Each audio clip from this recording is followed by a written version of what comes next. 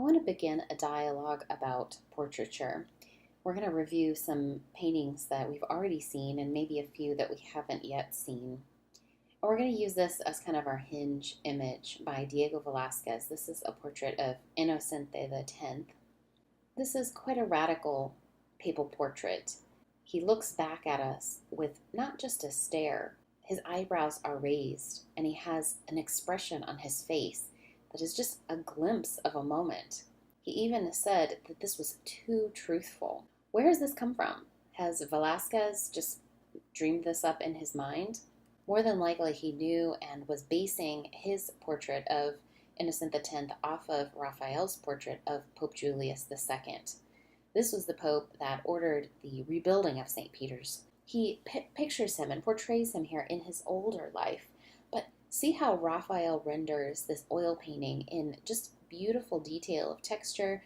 We have the velour and velvetiness of the green that's in the background as well. Notice the hands and how detailed they are as they grip the chair. But he's not looking at us. It does feel real, but he is looking away from us.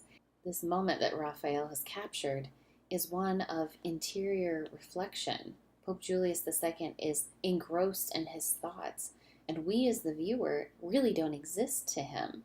He is not looking at us and inviting us in. We are the voyeurs. We are glimpsing a moment of his interior life, and perhaps we are seeing some of his remorse for his reign. Pope Julius II is the patron of the arts, and Raphael paints him very true and lifelike, and this influences papal portraits for years to come.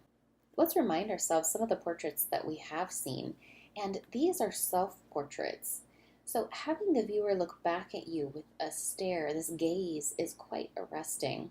And this is first seen in the early Renaissance with Jan van Eyck's Man in a Red Turban, which art historians believe is a self-portrait.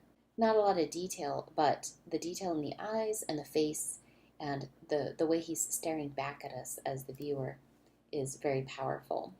We also looked at Albrecht Durer's self-portrait of 1500, and Albrecht Durer paints quite a few self-portraits, and this is probably the most unusual one. Artemisia Gentileschi also painted some self-portraits, and this is an unusual one of her because it is a self-portrait, but she isn't painting anything. There's no picture there. So she's just capturing herself, this more of an allegory of her painting. And it's quite radical, unlike Durer's, where it's a frontal and they're staring back at us. She's not. She's actively engaged in her craft, in her skill of painting. The things that are incorporated into her painting are all dealing with her skill. So she has a palette and she has a paintbrush, but she is not highly decorated. There is a gold chain that she is wearing that kind of symbolizes a link from the master to the people, from one generation to the next. But back to Velazquez's portrait.